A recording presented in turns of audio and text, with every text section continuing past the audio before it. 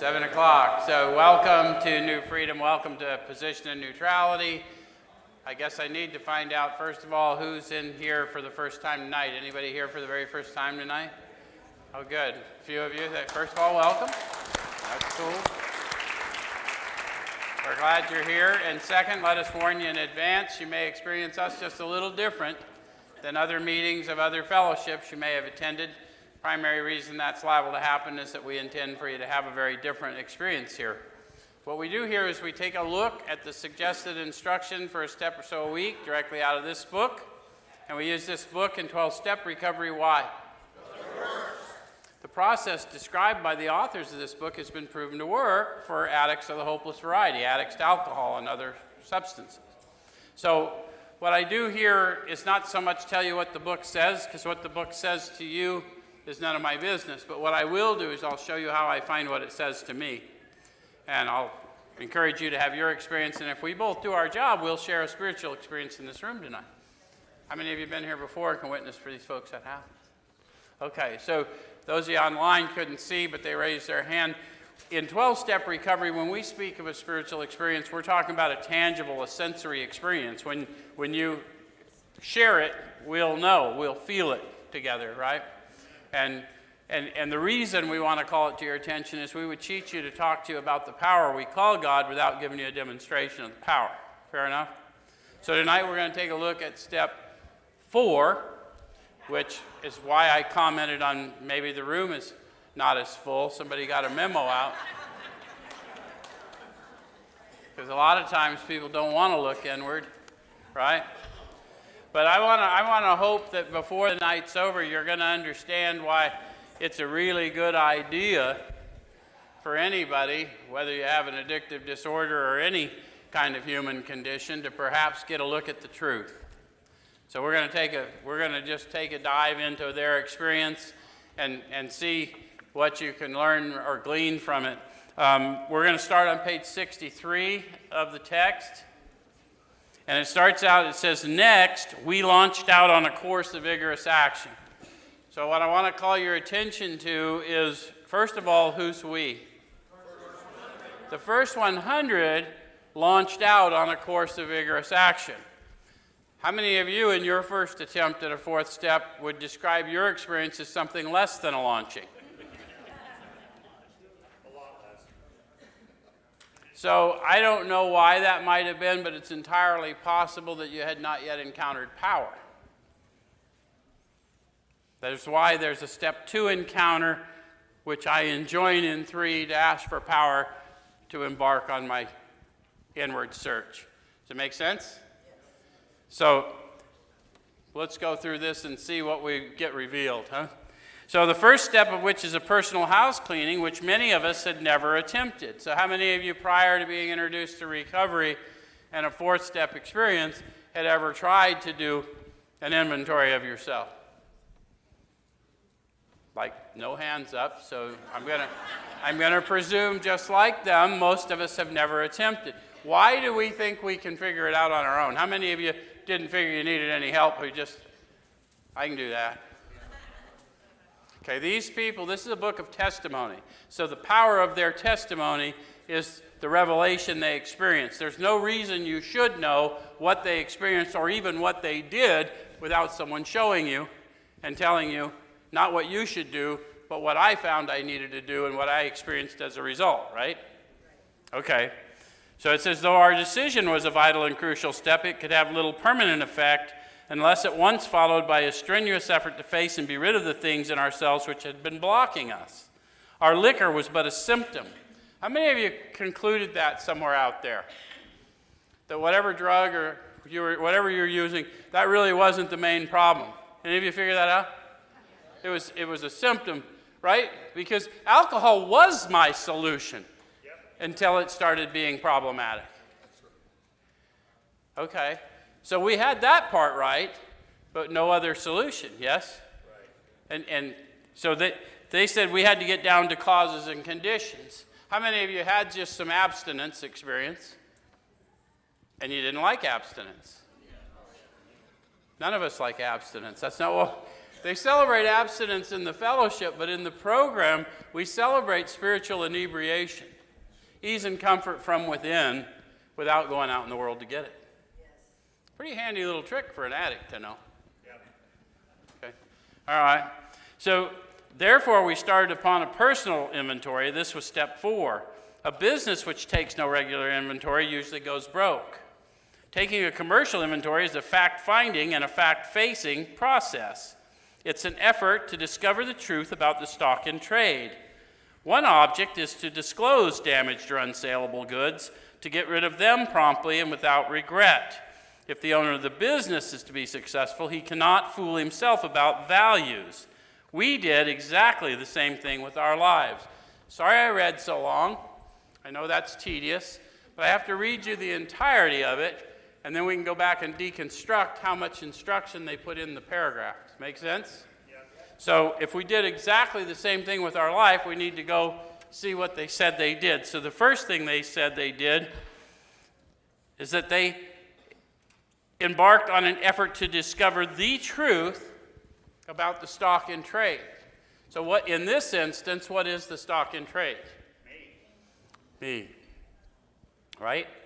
So have you ever noticed that there's sometimes a variation in your truth, other people's truth, and the truth?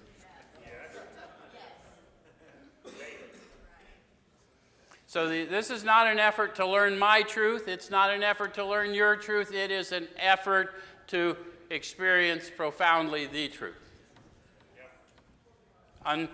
Unobscure my consciousness of the truth, the great reality within me. Does that make sense? Okay. So one object is to disclose damaged or unsaleable goods and get rid of them promptly and without regret. So they said there was one object. What was the other object? They wouldn't have pointed out one if there wasn't another. How many of you thought your inventory was just to get that you're just as sick as your secrets. You got to get that dirty little secret out. That's a half-truth. It'd be a good idea, but let me tell you a little revelation. There are no secrets in the realm of the Spirit. So you're not holding a secret. You're dying of a secret you think God doesn't know. So what we want you to do is we're trying to dig through all the crap, damaged and unsaleable goods, to get to the great reality within. Where did they tell us we were going to find this power? Deep down inside. In the last analysis, it's only there that he may be found. So this is not a crap hunt. This is a treasure hunt. Make sense? Okay. So if the owner of the business to be successful, he cannot fool himself about values. We did exactly the same thing with our life. So I'm going to encounter the truth, and then I'm going to bear witness to that truth. Yes? So we took stock honestly. First, we searched out the flaws in our makeup which caused our failure. Being convinced that self manifested in various ways was what had defeated us, we considered its common manifestations. Those are a lot of fancy words that most of us don't use. Yes? When did they ask me if I was convinced that self-manifested in various ways is what had defeated me? In step 3. It was the essence of the third step decision, right? Being convinced that self-manifested in various ways is what they asked me to be. Being convinced, we then looked at step 3, and then they told me several reasons why my self-manifested in various ways had been problematic, and now they want me to go in and take a closer look. Does it make sense now? Okay. So they don't make us make it up. They're going to give us starting points to look at. So the very first thing is resentment is the number one offender. Yep. It destroys more alcoholics than anything else. You notice they didn't, you would think that alcohol would destroy more alcoholics than anything. Resentment. Yep. So that spirit of grievance that you tether along with you will obscure your consciousness of the good within you. Does it make sense? Okay. So from it stem all forms of spiritual disease, for we've not only been mentally and physically ill, we've been spiritually sick. When the spiritual malady is overcome, we straighten out mentally and physically. How do we normally, in worldly ways, try and treat this malady called addiction? Don't we want to go get a job? We want to go get a house? We want to go get a car? How many of you have got all that stuff and just surrendered it back? Because so what they're suggesting, what they learned, is they're going to have to straighten out the spirit, and then the mind and body will straighten up. In dealing with resentments, we set them on paper. That's what they did. What do we do? Bar stools. Bar stools. Did you know what Sean's talking about? Yep. Any of you just go to work and complain about your conditions? Ever share your grievances with your friends so they could help you? So if we really want to develop spiritually, instead of poisoning the consciousness, we might want to just start working on the casting out process. Huh? So we set them on paper. We listed people, institutions, or principles with whom we were angry. So that's pretty simple. People, institutions, principles. Angry. Why? Yeah? Okay. We ask ourselves why we were angry. In most cases, it was found that our self-esteem, our pocketbooks, our ambitions, our personal relationships, including sex, were hurt or threatened, so we were sore, we were burned up. How many of you have done a 4-step inventory and discovered what they discovered? Yep. How many of you looked at all the damage from your personal relationships and concluded you just weren't going to have any more? How many of you isolated yourself away from all those people and still had trouble in personal relationships? Because the main problem centered in the mind. It never was out there, right? Okay. So we were sore, we were burned up. On our grudge list, we set opposite each name our injuries. Was it our self-esteem, our security, our ambitions, our personal or sex relations which had been interfered with? I'm going to jump to the bottom of the page. We went back through our lives. Nothing counted but thoroughness and honesty. Why did they make that point to us? How many of you tried to shade your inventory because you knew you were going to tell it to somebody else? Did it help? When you tried to tell the story, did the one you were trying to tell it to, know already? Did they look right at you and say, "What are you holding back?" You're like, how did they know? Because the Spirit is tangible, and we know. Anyway, so when we were finished, we considered it carefully. Why? Our life depends on it. How many of you have learned that? That the facts you learned in your 4 have been used by you to avert suffering for many that you've encountered since. That collective experience of learning the truth and sharing the truth. Not your truth, not their truth, the truth. Yes? Okay. The first thing apparent was that this world and its people were often quite wrong. How many of you have concluded that before? How many times today? So that's not an unusual discovery, right? How many of you have been disturbed by learning the world and its people are wrong? How many of you wrecked a few other people's day because of your discovery? Okay. To conclude that others were wrong was as far as most of us ever got. The usual outcome was that people continued to wrong us and we stayed sore. Have you ever had that day where nothing was particularly good, nothing was particularly bad, but something was particularly unsettled, and then you spent the day finding fault in things simple and complex? Did you notice it didn't get any better? Sometimes it was remorse, and then we were sore at ourselves. You ever had the experience of finding out you weren't quite perfect yet? And you thought that was a real secret to the rest of us? Okay. But the more we fought and tried to have our own way, the worse matters got. As in war, the victor only seemed to win. They put that in italics. Have you ever thought you won a victory and then found out later there were some things you had not considered? Yep. Our moments of triumph were short-lived. It's plain that a life which includes deep resentment leads only to futility and unhappiness. I got to point out to you, the book at this point is their testimony, but written in past tense.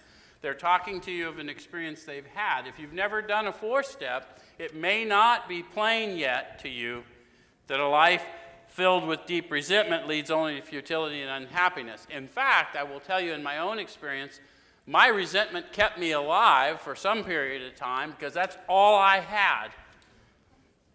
until I was given better tools. But I will tell you that once I got through the inventory process, shared it with another, and started in the amends process, I have learned that that was not living, that was dying. Anyone with me? To the precise extent that we permit these, do we squander the hours that might have been worthwhile? So they gave us a little key there. What did they say? This deep resentment that leads me to futility and unhappiness. What did they tell me about it? They told me I permitted it if I'm on their path. Remember the Eagles? Any of you guys old like me remember the Eagles? They wrote a song, so oftentimes it happens, we live our life in chains and we never even know we hold the key. So we've permitted the suffering because we're not disciplining our thought life, yes? And that's what this process is starting to teach us. But with the alcoholic, whose hope is the maintenance and growth of a spiritual experience, this business of resentment is infinitely grave. We found that it's fatal. I don't know how many alcoholics or addicts I have in the room, but I are one. So for other people, this may not be so grave, but for me, resentment is infinitely grave. And you'll have to make that conclusion on your own, right? We found that it's fatal, for when harboring such feelings, we shut ourselves off from the sunlight of the Spirit. So now they told me about how I permit it. I harbor it. How many of you have perceived a slight at some time and then carried it with you for a long time? Yes.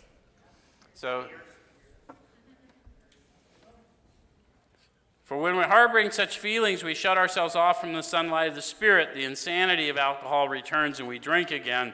With us, to drink is to die. If we were to live, we had to be free of anger. How many of you would like to be free of anger? How many of you still have a hard time believing that can happen? Any of you have been so consumed with anger that it was a fuel that just drove you? Come on, I know some of you intimately. I know that that's true, right? It was true for me. But it is possible. That's what the purpose of the book is. We can live free. That doesn't mean it doesn't recur, but I've got a new set of tools and I've got a power within me that sees to it that if I'll do my part, he'll do his. Okay. So the insanity of alcohol returns, we drink again. With us, to drink is to die. If we're to live, we had to be free of anger. The grouch and the brainstorm were not for us. So now they're telling us some of the things that we do as humans to seed that spirit of grievance. What does grouch mean? Complain. You ever met that guy that you say, "Hey, how you doing?" He says, "Okay for a Monday." There's one coming every 7 days. Might want to move past it.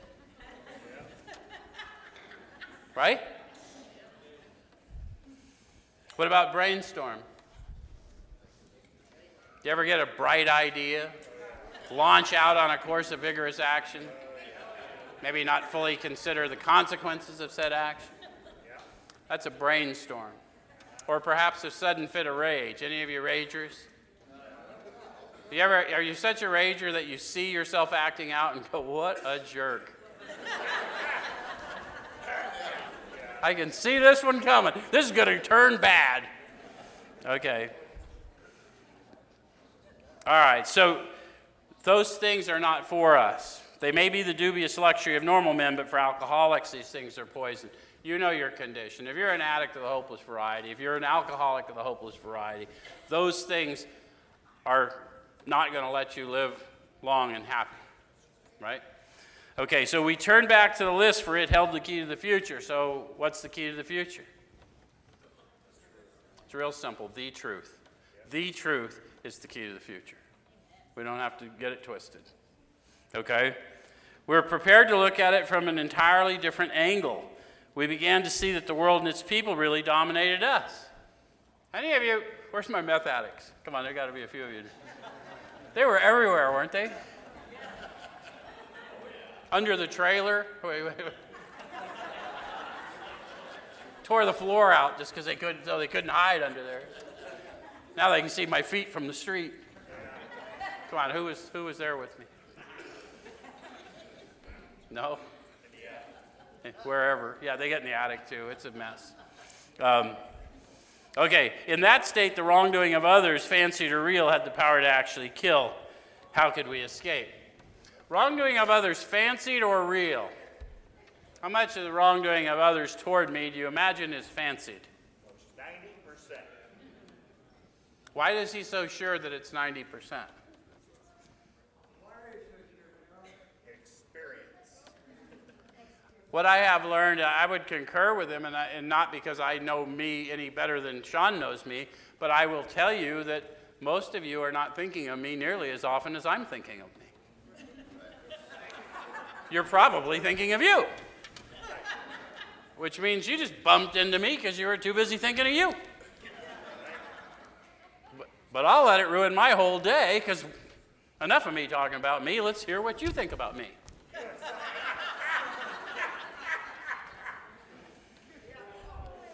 But what about if that's not up? What if that wrongdoing is not fancied, but it's real? Doesn't make any difference. That has the power to kill too. It doesn't matter. So regardless of how righteous I've become, forgiveness has to be a part of my being. Make sense? For my survival. Okay. So it says, how could we escape? And they put a question mark. Well, that would be the question, wouldn't it? When these authors put question mark, that's a time for us to go inward. Eyesight without insight, spiritual blindness. I need to know, do I need to know? Or do I even want to know? Right? So if I want to know how we escape, we saw that these resentments must be mastered, but how? Another question. How am I going to master a resentment? We could not wish them away any more than alcohol. What does that suggest they tried? They tried to wish them away or deny they had them. Ever done that? You ever just said, I'm over it, and then you saw whoever it was again? Not over it.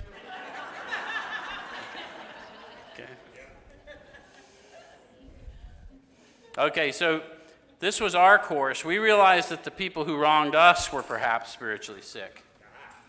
Interesting. I'm just now starting to learn the symptoms of my spiritual malady. Maybe, just maybe, they could have a similar affliction. Yes. Though we did not like their symptoms and the way these disturbed us, they, like ourselves, were sick too. So what are their symptoms? Resentment, fear, guilt, shame, remorse. Selfishness, dishonesty, just exactly the list, right? Same thing. Okay. We ask God to help us show them the same tolerance, pity, and patience that we would cheerfully grant a sick friend. When a person offended, we said to ourselves, now this is them talking to you. Half of them were atheists or agnostics. The other half were believers dying in their alcoholism. So it's important you get this. Regardless of religious prejudice you have, either for or against, they were very simple. This is a sick man. How can I be helpful? Thy will be done. Right? How can I be helpful? God saved me from being angry. Thy will be done. What is God's will? Whatever is going on, I need to grow into perspective of how I can be helpful in this moment. Because if you love me, feed my sheep.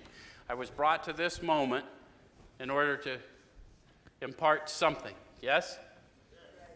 So it's pretty simple, isn't it? Not easy, because that would mean my whole egoic attachment to the moment. Okay. So we avoid retaliation or argument. We wouldn't treat sick people that way. If we do, we destroy our chance of being helpful. So how many of you came around, started doing these disciplines, still weren't too hot on the whole prayer life thing, but started finding you had power to be kinder than you felt like being? Yes. Did you not have that very experience? Yep. So what is that but a power greater than you operating through you? Is it not tangible? Do you not feel yourself really wanting to rage and responding in a different way? Must be real. This whole spiritual thing might be real. Chap, it might be real. I forgot to mention, Chaplain Lee does a recovery church service here every Saturday. Members, you're welcome to bring your family to this and to his service at 7 o'clock on Saturday. And he checks me in case I'm not telling the truth. Okay, So if we we destroy our chance of being helpful. We cannot be helpful to all people, but at least God will show us how to take a kindly and tolerant view of each and every one. So if I'll just take the time to pause when agitated and ask, how can I be helpful? God will show me how to take a kindly and tolerant view. That doesn't mean that they're going to experience it as helpful. They may not be able to help everyone. Does it make sense? Okay. So referring to our list again, putting out of our minds the wrongs others had done, we resolutely look for our own mistakes. Where had we been selfish, dishonest, self-seeking, and frightened? Though a situation had not been entirely our fault, we tried to disregard the other person involved entirely. How many of you had a hard time with that? That's why we suggest you get a mentor or a sponsor or whatever you're going to call them, and have them, in some loving way, help you understand that if you don't find a part, you're going to remain in their clutches forever. Because there's something. And that doesn't mean if you were injured by somebody that you had a part in that injury, but if you survived it and you're still dying of your memory of it, instead of employing it to help others, then your spirit of grievance and unforgiveness is killing you. Does it make sense? And we just have to help you walk through that.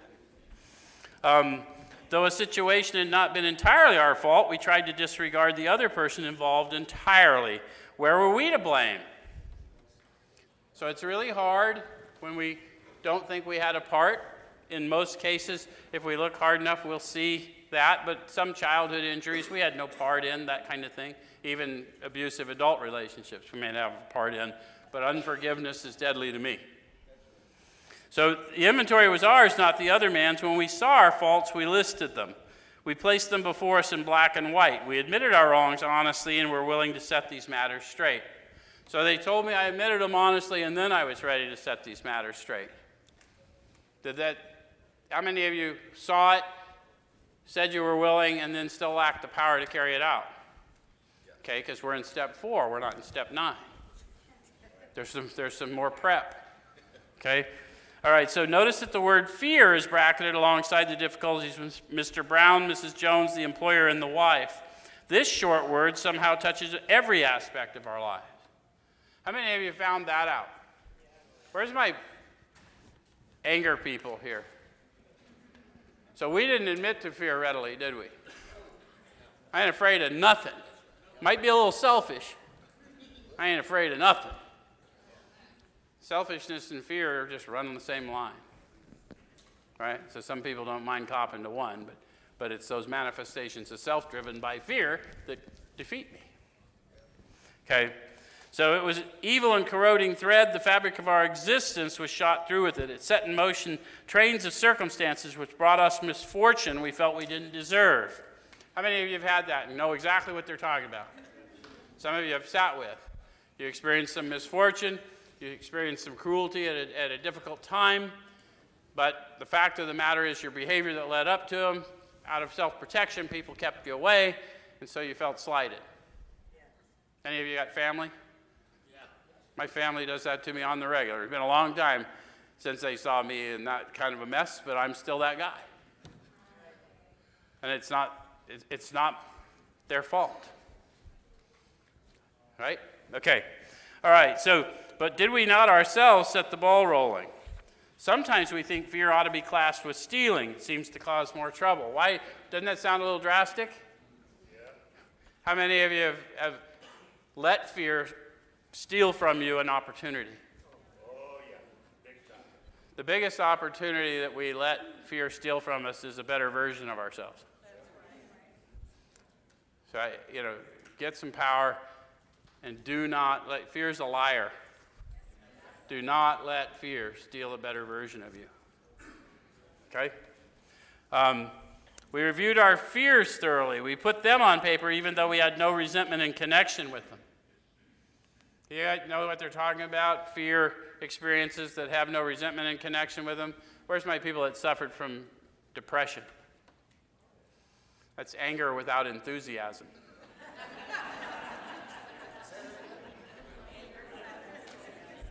And it's real. I'm not trying to make a joke about it. Any of you experience it? No, man. It's like there's no getting up. There's no moving, right? But there is power in you, and we can help you with that. But anyway, we got to start owning our experience so that we can move through the experience, right? My friend Chap likes to say, we take the facts to the truth. You take the facts to the truth, then there's a way made. Okay? All right, so we ask ourselves why we had them. Wasn't it because self-reliance failed us? Another question mark, another. So are you afraid to try something new because when you tried something once before, it didn't work out? Have you ever tried something new since you were made new? Did you experience the same failure? No, because he can do anything but fail. That's what we're trying to do. Who felt that? A whole bunch of you felt that. Very good. Okay. That didn't come from up here. That's happening in you. Okay. So self-reliance was good as far as it went, but it didn't go far enough. Some of us once had great self-confidence, but it didn't fully solve the fear problem or any other. When it made us cocky, it was worse. So now they're clearly talking about a fear problem rather than a drug problem. I had a drug solution for my fear problem. And since I used a spiritual solution for my fear problem and that ceased to work, the only solution that's going to work is a more powerful spiritual solution. True? Which is why I need spiritual inebriation rather than abstinence, because I'm shitty at abstinence. Okay, so perhaps there's a better way. We think so, for we're now on a different basis, the basis of trusting and relying upon God. When I say God, you say? God. That's right, because the first 100, half of them were atheists or agnostics, but everyone believes in power. That's why we come to believe in power, right? Okay, so we trust infinite rather than our finite selves. That makes logical sense to people that are having trouble struggling with religious ideas, huh? We trust infinite power rather than our finite selves. That will not get an argument, huh? It'll also come with power, and we'll be able to help people sort out their truth from the truth. Sorry, I'm drooling. It happens when I get excited, Lance. So it says, we're in the world to play the role he assigns. So how many of you have to admit that it does seem at times that we got given a kind of a crappy assignment? It does, right? Why me? You ever had the why me's? So it's the wrong question. Why not you? Why not me? I've been perfectly prepared for the role in which I now find myself. So have you, right? And so the whole idea of 12-step recovery is for you to learn the truth, who you are and whose you are, and then walk in it, right? And bear witness to it, okay? So it says, just to the extent we do as we think he would have us and humbly rely on him, does he enable us to match calamity with serenity. How did they tell us they experienced this power? Power, peace, happiness, and a sense of direction flowing into them. So if I'm doing what I think he would have me do, and I'm being mindful, then he's going to empower me to match calamity with serenity, a power greater than me operating through me. Yes? Yes. How many of you have found that when you were high, you could match calamity with serenity? Come on. Everybody here had to have had that discovery, right? I could sit there with the house on fire and go, should we go outside?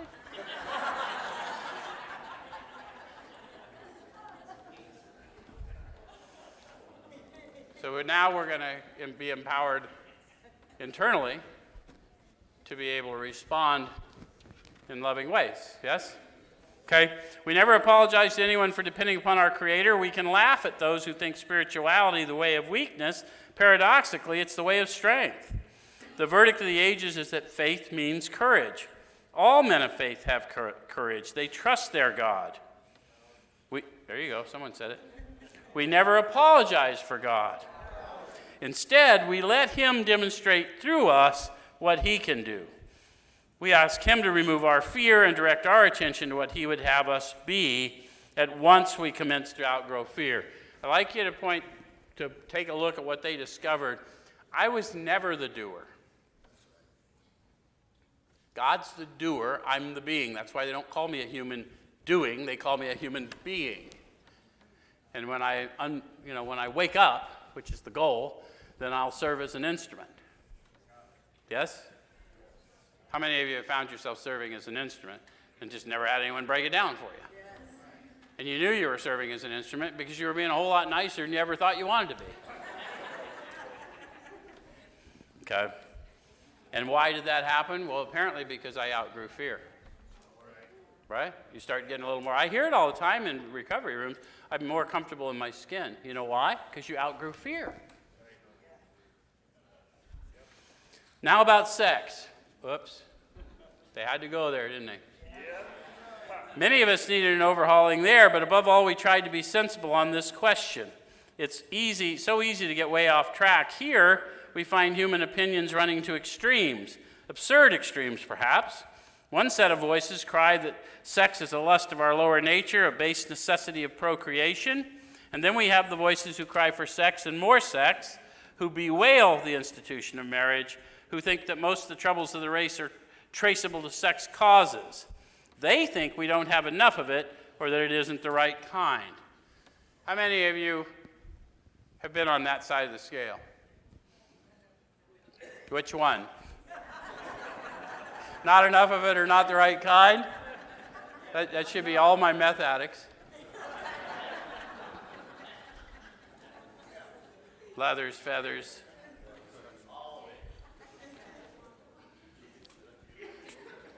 All the troubles of the race are traceable to sex causes. Procreation only. You been there? No. Try not to be. Sometimes people come out of a bad relationship. That's where they are. Never again. Okay.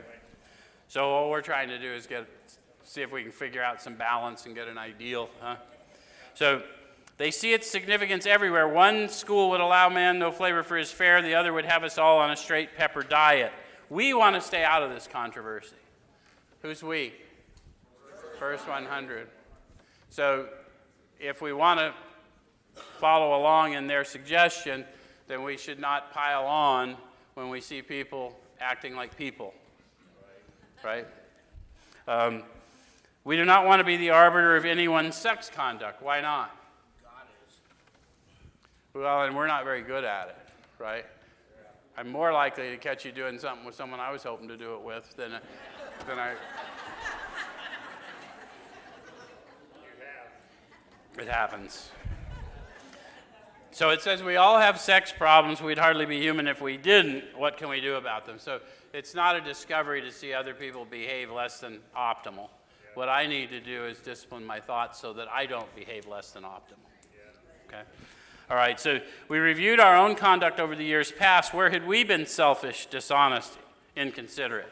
So now, if you're doing the inventory on paper, this is the essence of your 10th step for a lifetime. So you're going to want to, it isn't enough to say check a box like I've seen people. You need to know how you were thinking and how you were acting when you acted selfishly, how you were being dishonest. It's not outward dishonesty, that's obvious. It's inward dishonesty.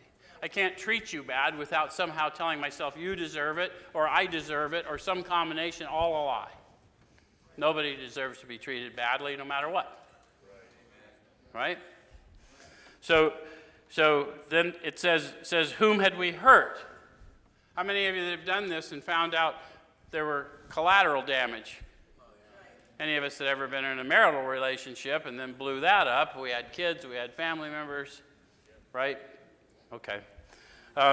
Did we unjustifiably arouse jealousy, suspicion, or bitterness? Where were we at fault? What should we have done instead? We got this all down on paper and looked at it. So they're going to tell us why you want to do it. Remember before I said you'll find that normal people, what people call normal people, I don't think there are any. We just got a different type of abnormal, and we gravitate towards people that are crazy like us. In this way, we tried to shape a sane and sound ideal for our future sex life. So this isn't just about sex, it's about all human relations, which they're going to tell us about. How many of you would like a sane and sound ideal for your future relationships? Yep. Sex or otherwise. All the hands should be up, right? It just makes sense. Okay. So this is the product of this is a safe and sound ideal. for all my future relationships with people, institutions, and principles. Okay, so we subjected each relation to this test. Was it selfish or not? The old AAs used the 4 absolutes. Any of your AA scholars, absolute love, absolute unselfishness, absolute purity, absolute honesty. And they didn't hold you to it, they held themselves to it, ran it by, and there's a power within you that'll help you judge. Okay? So we subjected each relation to this test. Was it selfish or not? We asked God to mold our ideals and help us live up to them. So by this time, I know God's tangible. I'm asking for information, right? That sense of direction. We remembered always that our sex powers are God-given and therefore good, never to be used lightly or selfishly, nor to be despised and loathed. Whatever our ideal turns out to be, we must be willing to grow toward it. Why must I be willing to grow toward it? Yeah, it's not a must. Remember, they told us it was suggestive, and I've heard people infer that must meant that there was a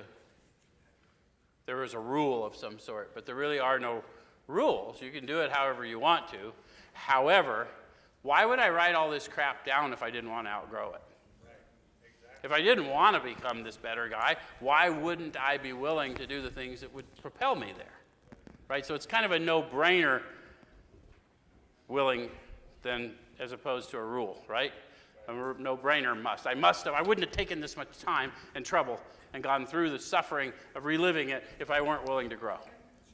Make sense? Okay. And we must be willing to make amends where we've done harm. Same thing. You see why? Why? Because someone now has explained to me that the making of amends is the fitness step. It's the freedom step. I may not want to admit to you wrong, but if you ask me, do I want to be free, I'm in all day.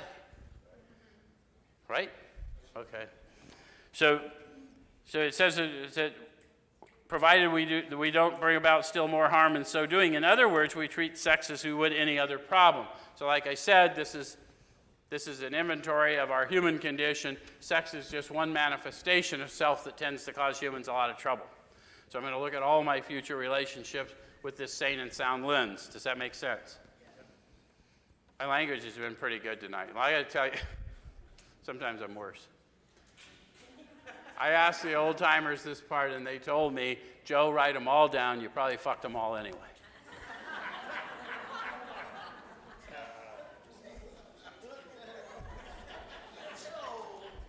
I'm just trying to tell you.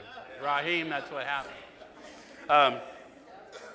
In meditation, we ask God what we should do about each specific matter. So now I know God's real. I know God's power. Meditation means I'm expecting a response. So I'm talking and I'm listening. I'm receiving in an intuitive way. Yes? Okay. The right answer will come if we want it. How many of you have learned that? Yes. What if you don't want it? Sometimes it comes, huh? Sometimes we think we can improve upon it, right? Oh, no. I got a much better plan. God alone can judge our sex situation. Counsel with other persons is often desirable, but we let God be the final judge. So how many of you have found somebody and everyone was a critic? How many of you took it to the Spirit, stayed where you were, found out it's okay? I can tell you that happened in my case. So all I can tell you is God alone, and you may have to face some heat because that's what happens. But do not deny God because the world disapproves. Seriously. Anyway, so we realize that some people are as fanatical about sex as others are loose. We avoid hysterical thinking or advice. Suppose we fall short of the chosen ideal and stumble? Question mark. Any of you ever been afraid that if you did this, that would happen, and if you did that, that would happen, and maybe I'd just get paralyzed? And so the whole point is we can be so afraid of making a mistake that we don't move, That's why I asked you earlier, have you tried to do anything since you've been made new? Because if you're following instruction and you've been made new, you can expect a new experience. Yes? Okay. So it says, does this mean we're going to get drunk? So it says, some people tell us so. Why did they warn us that? Because they heard it. Because if we take all our advice from out there instead of seeking in prayer and meditation, we may get misled. Not because they want to mislead us, but people think they can avert our suffering for us. Right. That's a delusion, but people are going to go through what they go through. Okay. Does this mean we're going to get drunk? Some people tell us so, but it's only a half-truth. Right. So it may be true if you continue. Yes. It depends on us and our motives. So let's think about this. How many of you can confidently say you always know your motives? No. Our whole addictive history would teach us that we're not the best judge of our motives. How many of you in addiction desperately wanted to stop, could manifest no outwardly action to show it? Yep. So God knew your motives before you could show anyone. Yeah? Okay. So if we're sorry for what we've done and have the honest desire to let God take us to better things, we believe we'll be forgiven and we'll have learned our lesson. They use interesting words there. They believe they will have been forgiven. I've heard people teach about forgiveness of self. That's not what they taught. Humans are terrible at forgiveness of self. Self's the problem. Self's the illusion. What we need to do is know that we are forgiven. And then move. The way's been made, right? Does that make sense? And yes, it's biblical, but this whole thing is biblical, if you haven't been told. And Joseph, in his story, he tells about, thank you, Father, for removing those memories from me as he moved into his new and better life. And the reality is that when we know that we know, then the meaning of all of that no longer means what it once meant, because now it is a tool to avert suffering for many others. Okay. If we're not sorry and our conduct continues to harm others, we're quite sure to drink.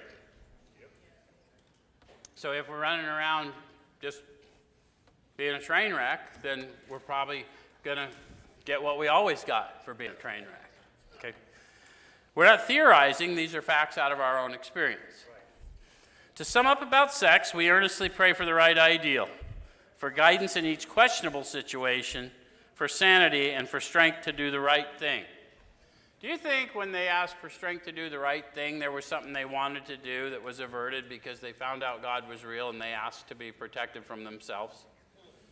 How many of you have had that experience? This is a book of testimony, and it's profound for people that are struggling with belief based on bad experiences, either in recovery or in a church. And these guys are just old drunks that got yanked off a scrap heap and raised to a better life, better than the best they've ever known. If sex is very troublesome, we throw ourselves the harder into helping others. This is where I ask for who's been blessed with a spiritual awakening and works with others. There's all the people with sex problems. Right under the bus, right? We think of their needs and work for them. This takes us out of ourselves. It quiets the imperious urge when to yield would mean heartache. If we've been thorough about our personal inventory, we've written down a lot. How many of you had that discovery? Yeah. How many of you wrote down a lot? How many of you took a while to do it? I mean, I'm not talking months procrastinating. I mean hours writing and talk. Okay. Okay, so we've listed and analyzed our resentments. How many of you have done that? Some of you I know here have just recently gone through some and got some freedom, right? We've begun to comprehend their futility and their fatality. Is that true? Yes. Those of you, Tom, can I throw you under the bus? He just analyzed some resentments and has begun to recognize their futility and their fatality, right? He's honest with himself. He's not ready to go make amends, but he can see himself getting there. He deserves a round of applause for that. That's huge. Right?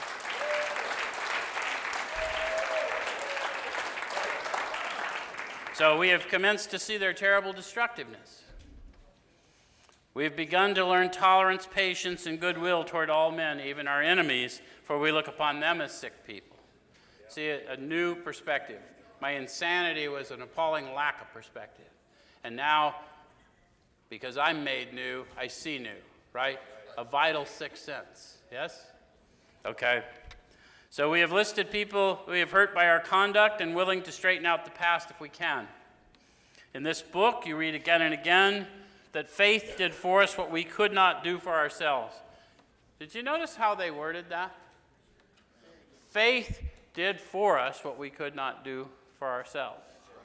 They talked to us in the chapter where we had our encounter about the faith, the childlike faith of the Wright brothers was the mainspring of their accomplishment. Everyone said no one could fly. That's reserved to the birds. But the Wright brothers' childlike faith was the mainspring of their accomplishment, and so is your restoration. Right? So we hope you're convinced now that God can remove whatever self-will has blocked you off from him. Those of you guys that are programming here now, remember 2 years ago on the yard, 3 years ago on the yard, many of you probably thought no one thought about you, nobody cared, and then you started hearing from somebody here and started getting letters, or you started hearing rumbling. 3, 4 years ago, we were building this place for you.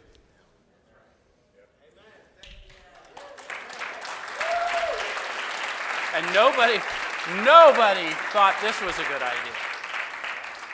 When we went to pitch this, people were like, oh yeah, that's a good idea. 400 freshly released in the middle of town, sure. Here we are. Here we are. Not because of qualification, but because of identification, because of who I am and whose I am and who you are, right?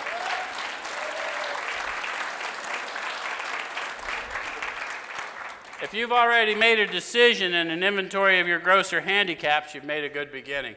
They're talking about beginnings, right? It's all beginning, a new manner of living. We're in our first steps of new beginning through the fourth step. That being so, you've swallowed and digested some big chunks of truth about yourself. Very good. Next week, we'll look at the rest of it.